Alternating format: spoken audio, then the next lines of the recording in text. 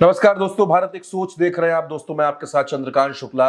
उत्तर प्रदेश की राजनीति लगातार करवट बदल रही है। उत्तर प्रदेश की राजनीति में मुद्दे भी बदलते रहते हैं और माहौल भी बदलता रहता है।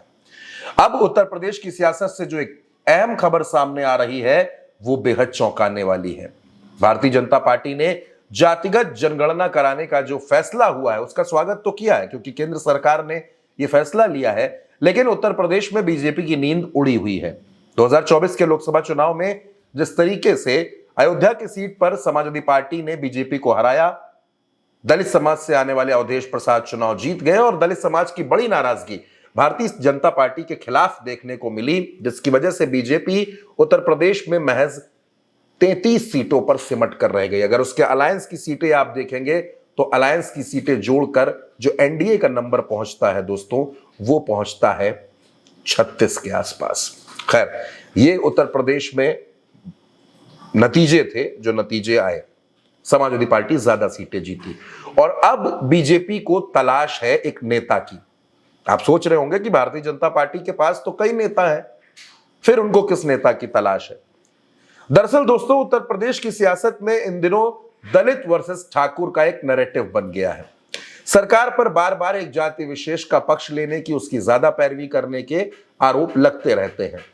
और समाजवादी पार्टी के सांसद दलित समाज से आने वाले रामजी लाल सुमन के घर पर जिस तरीके से हमला हुआ, बुलंदशहर जाते वक्त रास्ते में उनके काफिले पर टायर फेंके गए, स्याही फेंकी गई, पथराव हुआ, नारेबाजी हुई, करणी सेना ने जिस तरीके से ये सब कुछ किया, उसके बाद से ये जो लड़ाई है, ये जो नाराजगी है, और ज्यादा बढ़ गई है।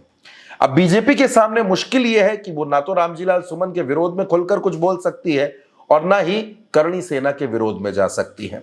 ऐसे में उत्तर प्रदेश में एक बड़ा फैसला लेने की तैयारी की जा रही है। बड़ा फैसला उत्तर प्रदेश को एक नया डिप्टी सीएम देने की है। कहा जा रहा है कि बीजेपी एक दलित चेहरे की तलाश में है जिसको डिप्टी सीएम बनाया जा सके। अब सवाल यह है कि यह दलित चेहरा आखिर कौन होगा।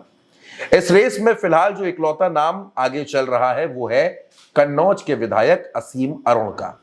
कहा जा रहा है कि इस पूरी लड़ाई में, ये जो लड़ाई चल रही है दलित बनाम ठाकुर की, इस लड़ाई में असीम अरुण की लॉटरी खुल सकती है, उनका फायदा हो सकता है। अब भारतीय जनता पार्टी के सामने दोस्तों मुश्किल यह है कि अगर वो दलित समाज से आने वाले किसी शख्स को बड़ी जिम्मेदारी नहीं देती है तो उसको दलितों की एक बड़ी नाराजगी उठानी पड़ सकती है। दूसरी तरफ क्षत्रिय समाज है। करणी सेना जिस तरीके से रामजी लाल सुमन के विरोध में उतरी, विरोध प्रदर्शन हुआ, रामजी लाल सुमन के घर पर पथराव हुआ, ये सब कुछ सबने देखा।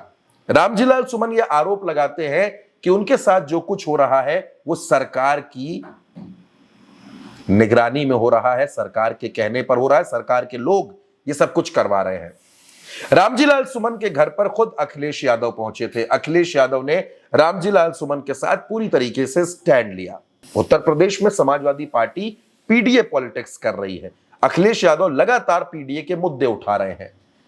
भारतीय जनता पार्टी को लगता है कि अगर 2024 के लोकसभा चुनाव की तरह कहीं दलित समाज 2027 के चुनाव में भी रूठ गया, नाराज हो गया और बीजेपी के साथ न गया, तो उत्तर प्रदेश में सत्ता में वापसी करना दूर की कौड़ी साबित हो सकता है। और इसीलिए बीजेपी को अब लगने लगा है कि दलित समाज से आने वाले किसी शख्स को डिप्टी सीएम बना दिया जाए।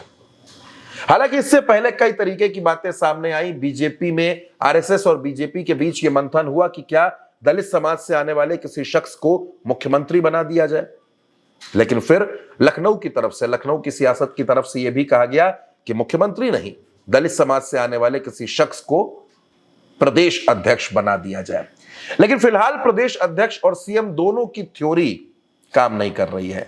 अब कहा यह जा रहा है कि डिप्टी सीएम दलित समाज से दे दिया जाए और यह जो पूरी उहापोह की स्थिति भारतीय जनता पार्टी के लिए बनी है, इसमें असीम अरुण की लॉटरी भी खुल सकती है। असीम अरुण को डिप्टी सीएम बनाया जा सकता है। लेकिन दोस्तों फिर एक सवाल खड़ा होता है कि अगर असीम अरुण डिप्टी सीएम बना दिए जाते हैं तो क्या उत्तर प्रदेश में 3 डिप्टी सीएम होंगे? और अगर 3 डिप्टी सीएम नहीं होंगे, 2 ही डिप्टी सीएम होंगे, तो हटाया किससे जाएगा? ब्रजेश पाठक को या फिर केशव प्रसाद मौर्य को? ब्रजेश पाठक आते हैं ब्राह्मण समाज से और केशव प्रसाद मौर्य हैं ओबीसी। जाहिर सी बात है कि बीजेपी दोनों को नाराज करने की गलती नहीं करेगी। और अगर इनमें से किसी एक को हटाती है तो क्या उस जाति से फिर उत्तर प्रदेश में प्रदेश अध्यक्ष बनाया जाएगा? दोस्तों, उत्तर प्रदेश में मंत्रिमंडल विस्तार लंबे वक्त से अटका पड़ा है। हालांकि अटका तो प्रदेश अध्यक्ष का ऐलान भी है, लेकिन मंत्रिमंडल विस्तार की अटकलें बहुत दिनों से लगाई जा रही थी। पीडब्ल्यूडी विभाग अभी भी खाली है, मंत्री पद का उसको इंतजार है कौन उसका मंत्री होगा, क्योंकि पहले इसके मंत्री जितिन प्रसाद थे और अब वो सांसद बन चुके हैं। यानी उत्तर प्रदेश में भारतीय जनता पार्टी के सामने कई मुश्किलें हैं। दलितों को भी साधना है, ओबीसी को भी साधना है, ब्राह्मण को भी साधना है, और फिलहाल भारतीय जनता पार्टी के पास इन समस्याओं की कोई काट नहीं है। तो दोस्तों, इंतजार कीजिए भारतीय जनता पार्टी उत्तर प्रदेश में क्या करेगी, क्योंकि जातिगत जनगणना का ऐलान भले ही केंद्र सरकार ने कर दिया हो, लेकिन उत्तर प्रदेश में जातीय गोलबंदी में भारतीय जनता पार्टी बुरी तरीके से फंस गई है और फिलहाल निकलने के कोई आसार नजर नहीं आ रहे हैं। तो कौन होगा डिप्टी सीएम और कौन होगा प्रदेश अध्यक्ष, फिलहाल इसके लिए इंतजार जारी है। आप भारत एक सोच के साथ बने रहिए, जुड़े रहिए, चैनल को सब्सक्राइब कीजिए। नमस्कार।